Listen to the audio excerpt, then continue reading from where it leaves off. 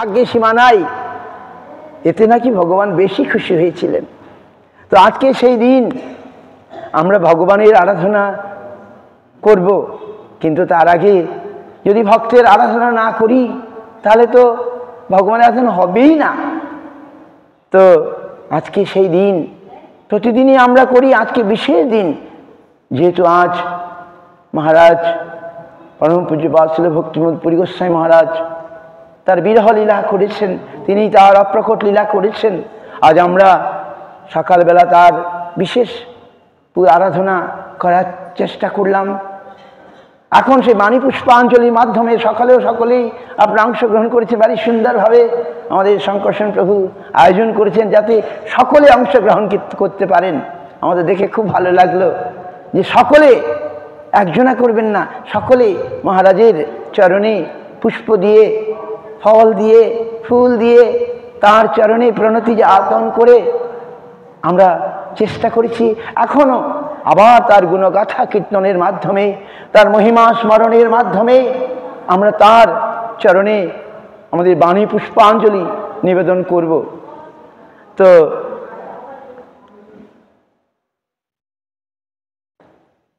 আমি কি বলবো, আমি তো দুর্ভাগাবতী, বৈষ্ণব না চিনি, মোরে কৃপা করিবেন বৈষ্ণব আপনি। আমি নিজেকে দুর্ভাগাই জানি, কিন্তু আমি দেখি বাবাজি মহারাজ বা আরও রূপানুগ সেবকগণ আমাকে আকর্ষণ করে। শঙ্করসেন প্রভু তো তিনি যেন আকর্ষণ করেন, তিনি বৈষ্ণবদেরকে আকর্ষণ করতে পারেন, সেটা আমি দেখছি। আজ থেকে নয়, যতদিন থেকে এই আশ্রম হয়েছে বা তার আগে থেকেও তিনি যে বৈষ্ণব সেবা করার যে উদ্যোগ নিয়েছেন, আজও সেটা চলে যাচ্ছে। এটা দেখে আমাদের পরম আনন্দ। তিনি আরও বেশি করে এই বৈষ্ণব সেবা করুন, ভগবান করে তিনি ভগবানের গুরুবর্গের তিনি যে প্রীতি ভাজন হচ্ছেন তাতে কোনো সন্দেহ নেই। আমরা আমাদের পূজ্যপাদ বাবাজি মহারাজকে পেয়েছি, মথুরনাথ বাবাজি মহারাজ, তার কথা একটু বলতে হবে। আমি আজ কালই বলছিলাম এই উৎসব যে হবে, মহারাজ আমাকে 3 মাস আগের থেকে বলেছেন।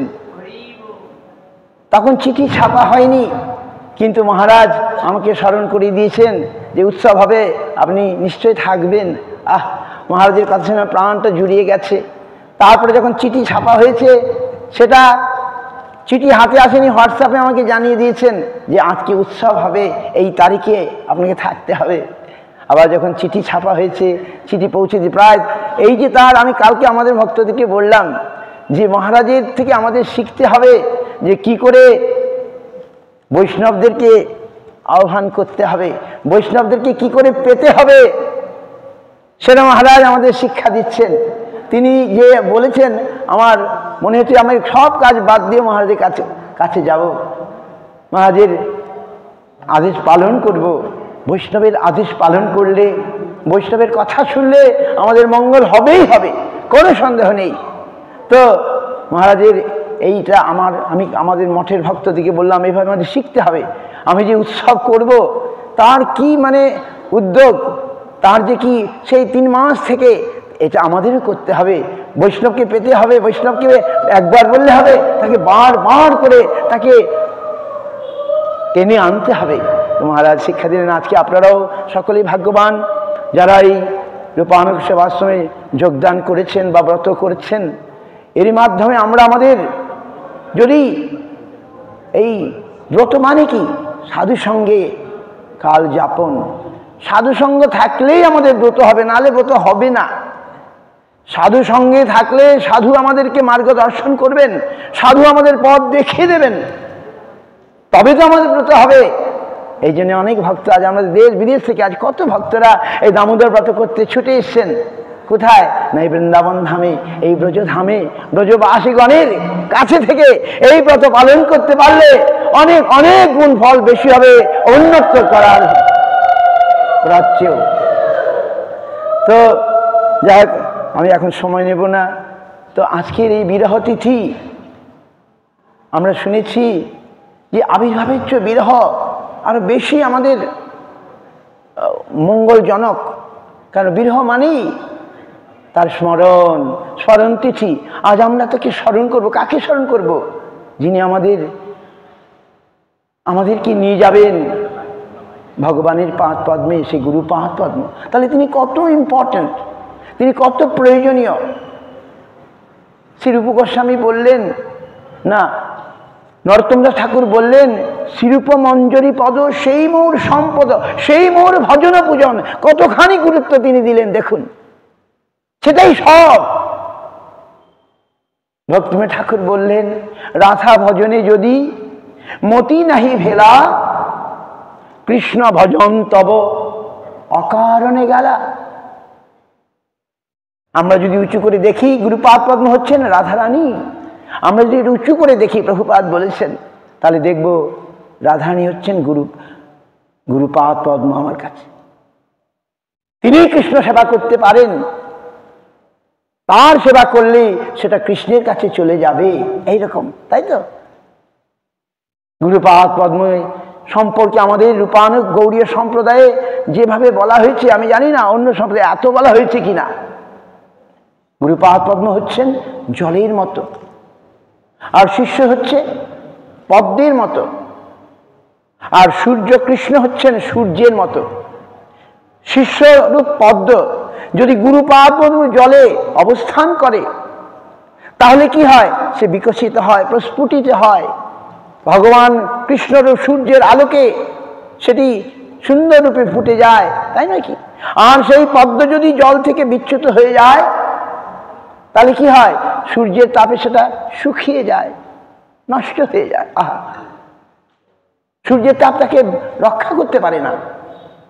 তেমনি গুরুপাদ পদ্ম কত প্রয়োজনীয়, কত যে আমরা যদি গুরুপাদ পদ্ম রূপে শিষ্য যদি অবস্থান করে, তবেই সে বিকশিত হবে, পদ্মের মতো বিকশিত হবে, সঞ্জীবিত হবে। আহা, এইরকম প্রভুপাদ তো তার গুরু সম্পর্কে বলতে জেনে তিনি যেন সব ভুলে গেলেন। বলছেন, তাহার করুণা কথা মাধব ভজন প্রথা, তুলনা নাহিক ত্রিভুবনে। ভক্তিবিনোদ সম্পর্কে বলতে গিয়ে, তার গুরুদেব সম্পর্কে বলতে গিয়ে প্রভুপাদ কি বলছেন? তাহার করুণা কথা মাধব ভজন প্রথা, তুলনা নাহিক ত্রিভুবনে। তার সম অন্য কেহ ধরিয়ায় নরদেহ, নাহি দিল কৃষ্ণ প্রেম ধনে। এটা প্রভুপাদের গুরু ভক্তি। এইরকম ভাবে দেখিয়েছেন। তো আজকে বিরহ তিথি, বিরহ আমরা শুনেছি যে বিরহ না হলে তো মিলন হয় না। বিরহ আমার কোথায় হলো? আমার তো বিরহ হলোই না। কিন্তু বিরহ হয়েছিল কার? নরোত্তম দাস ঠাকুরের। তিনি বিরহ ব্যক্ত করেছেন। আপনারা হয়তো গিয়েছেন যে পাষাণে কুটিব মাথা, অনলে পশিব গৌরাঙ্গ গুণের নিধি, কোথা গেলে পাবো। তিনি বিরহ অনুভব করেছেন, তাই তিনি এই গান লিখেছেন। সে আনিল প্রেমধন করুণা প্রচুর, হেন প্রভু কোথা গেলা আচার্য ঠাকুর। তাহার বিরহ আমরা দেখতে পাই। বিরহ প্রকাশ করেছেন রঘুনাথ দাস গোস্বামী। রূপ গোস্বামীর বিরহে তিনি কি না বলেছেন বলুন? যিনি এককালে বলেছিলেন, নিজ নিকট নিবাস দেহি গোবর্ধনতম, কিন্তু আজকে তিনি বলছেন ঘৃণ রজকরায়তে। রূপ বিরহে, গুরু বিরহে রঘুনাথ দাস গোস্বামী বলছেন গোবর্ধন যেন গিরীন্দ্র অজগরায়তে। শূন্যায়ত মহাগোষ্ঠম, গোষ্ঠ শূন্য মনে হচ্ছে। আর রাধাকুণ্ড যার প্রাণ স্বরূপ, সেই রঘুনাথ দাস গোস্বামী বলছেন ব্যাঘ্রং তুণ্ডায়তে কুণ্ডম। রাধাকুণ্ড যেন বাঘিনীর মতো আমার গ্রাস করতে আসছে। এইরকম এইরকম বিরহ জ্বালা তিনি অনুভব করেছেন। কবে আমার সে বিরহ হবে? যদি বিরহ হয়, বিরহ হয়েছিল গোপীগণের, রাধা রানীর। কৃষ্ণ সেটা ইচ্ছে করে যেন দিয়েছেন তাদেরকে, তিনি ইচ্ছা করেই দিয়েছেন। আমি শুনেছি এটা নিয়ে একটা সম্পদ তিনি দিলেন তার অতি প্রিয়জন গোপীগণকে দিয়ে, তিনি এটা লুকিয়ে পড়লেন। আহা, আর সেটা কি না, তারা বিরহের মধ্যে ভগবানকে আর বেশি করে পেল। আহা, কি कहबरे सखी आज आनंद ओर चिरदिन माधव मंदिरे मोर। রাধারানী কাছে কৃষ্ণ নেই, কিন্তু তিনি বলছেন কি कहबरे सखी आज, আজ ভাব উল্লাস হচ্ছে, তার ভাবের মধ্যে মিলন হচ্ছে। কি कहबरे सखी आज आनंद ओर चिरदिन माधव मंदिर मोर। पाप सुधा करे যত দুঃখ দিল, পিয়ামক দর্শনে তত সুখ পেল। রাধারানী আজ কৃষ্ণকে পেয়েছেন তার হৃদয়ে, তাই তিনি যে ব্যক্ত করছেন, বিদ্যাপতি গাইছেন। তিনি বলছেন কৃষ্ণ আমার কাছে বরিশার ছত্রপিয়া দরিয়া না, কৃষ্ণ আমার কাছে শীতের রণিপিয়া গিরিশের বা বরিশার ছত্রপিয়া দরিয়ার না। বনে বিদ্যাপতি সুনবর নারী, সুজনক দুঃখ দিবস দুই চারি।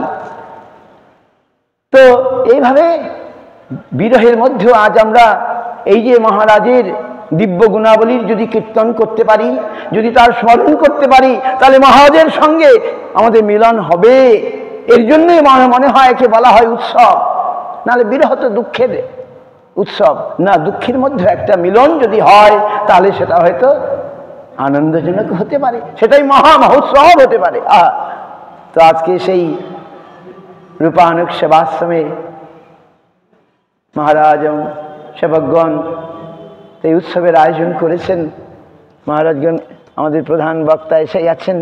আমরা এই আমাদের সৌভাগ্য যে তাদের মুখ থেকে আমরা এই বৈষ্ণবের গুণগান শুনতে পারবো, যে গান শুনলে পরে, যে গান কীর্তন করলে, বৈষ্ণবের গুণগান করিলে জীবের ত্রাণ, আমাদের ত্রাণ হতে পারে, মঙ্গল হতে পারে অতি সহজে। তো সেই সুযোগ এসে উপস্থিত হয়েছে। আমি আর অধিক সময় নিচ্ছি না, পরে যদি সময় থাকে মহারাজের চরিতাবলী, মহারাজের দিব্য চরিতাবলীর কিছু যদি কীর্তন করতে পারি সেটা আমি চেষ্টা করব। এখন মহারাজ পুজোবাদ নারায়ণ বাবাজি মহারাজ আমরা প্রার্থনা করছি তিনি আজকের এই বিরহ তিথিতে মহারাজের চরণে পুষ্পাঞ্জলি প্রদান করুন।